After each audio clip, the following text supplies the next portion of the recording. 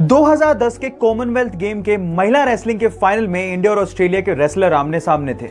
इसके पहले तक भारत में रेसलिंग को पुरुष प्रधान गेम माना जाता था, क्योंकि इसके पहले तक किसी भी महिला ने कॉमनवेल्थ जैसे गेम में कोई मेडल जीता तक नहीं था। लेकिन उस दिन के बाद यह सोच और भारत का इतिहास दोनों बदलने वाला था, क्योंकि हरियाणा जैसा स्टेट जहां पर महिलाओं को इतना रेसलिंग के लिए प्रमोट नहीं किया जाता, वहां से निकलकर उस लड़की ने ना सिर्फ फाइनल में जगह बनाई, बल्कि ऑस्ट्रेलिया की एमिली को 0-1-0-7 से एक तरफा मुकाबले में हराकर कॉमनवेल्थ के इतिहास में गोल्ड मेडल जीतने वाली पहली भारतीय महिला बनी। और उसने साबित कर दिया कि हमारी छोरियां का छोरों से कम है कि अगर आपको लगता है कि आप अपने पैशन को फॉलो कर रहे हैं लेकिन उसमें सक्सेसफुल नहीं हो पा रहे, जो आप अचीव करना चाहते हैं वो अचीव नहीं कर पा रहे, तो उसके 5 रीजन हो सकते हैं। Reason number 1, it's not do और डाई फॉर यू। बहुत सारे ऐसे लोग हैं जो ऐसा सोचते हैं कि वो अपने पैशन को वीक में स्पेयर टाइम में 1 या 2 घंटा देख के कंप्लीट कर लेंगे, तो पॉसिबल नहीं है। इमेजिन कीजिए कि कोई आपकी कनपट्टी पे एक बंदूक रख दे और बोले कि आपको ये काम करना है, then what will you do? You will definitely find a way. आप जरूर उस काम को करोगे। बस ऐसा ही डू और डाई का पैशन चाहिए guys. So follow your heart and follow your dreams like it's do और डाई फॉर यू। बाकी बचे हुए 4 रीजंस को जानने के लिए मुझे फॉलो करना मत भूलिएगा। मिलते हैं अगले वीडियो में। Thank you. सक्सेसफुल लोगों की लास्ट हैबिट यानी ये हैबिट नंबर 10 है, they do what they love. Guys, अगर आप पूरे दिन वो काम करते हैं जो आपको पसंद ही नहीं है, तो आप कभी सक्सेसफुल नहीं हो सकते। इस दुनिया में बहुत सारे ऐसे लोग हैं जो अपने पैशन को फॉलो ही नहीं करते। वो सिर्फ पैसों के लिए वो काम कर रहे होते हैं जो वो करना ही नहीं चाहते। So guys, follow your heart, find out your passion and convert your passion into profession.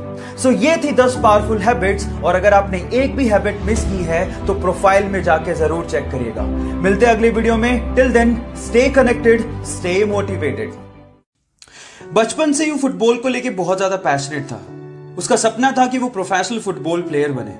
लेकिन वो कहते हैं ना कि किस्मत कोई भी बड़ी चीज इतनी आसानी से नहीं देती। कुछ ऐसा ही हुआ। अचानक से उसे पता लगा कि उसे ग्रोथ हार्मोन डेफिशिएंसी है। मतलब कि उसकी फिजिकल ग्रोथ नहीं हो सकती, वो बोना ही रह जाएगा अगर उसने $900 पर मंथ का थेरेपी नहीं करवाया तो।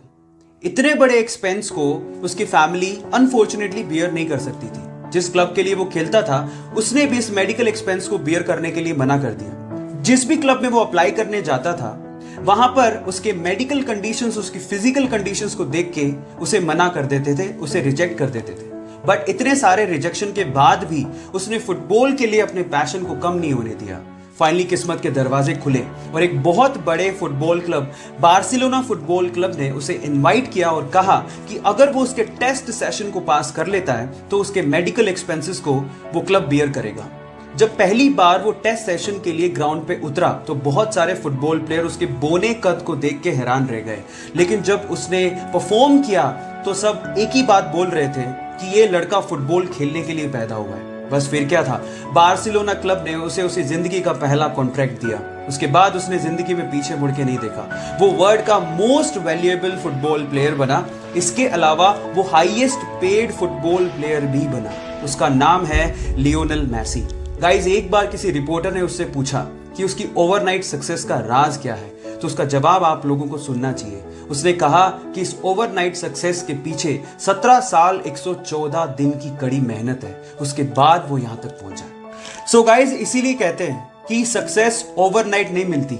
उसके लिए आपको कड़ी मेहनत, बहुत ज्यादा हार्ड वर्क, पैशन के साथ करना पड़ता है, पेशेंस रखने पड़ते हैं। और अगर आप में वो पेशेंस हैं तो आप भी रिकॉर्ड तोड़ ही दोगे। So guys, stay motivated, focus it.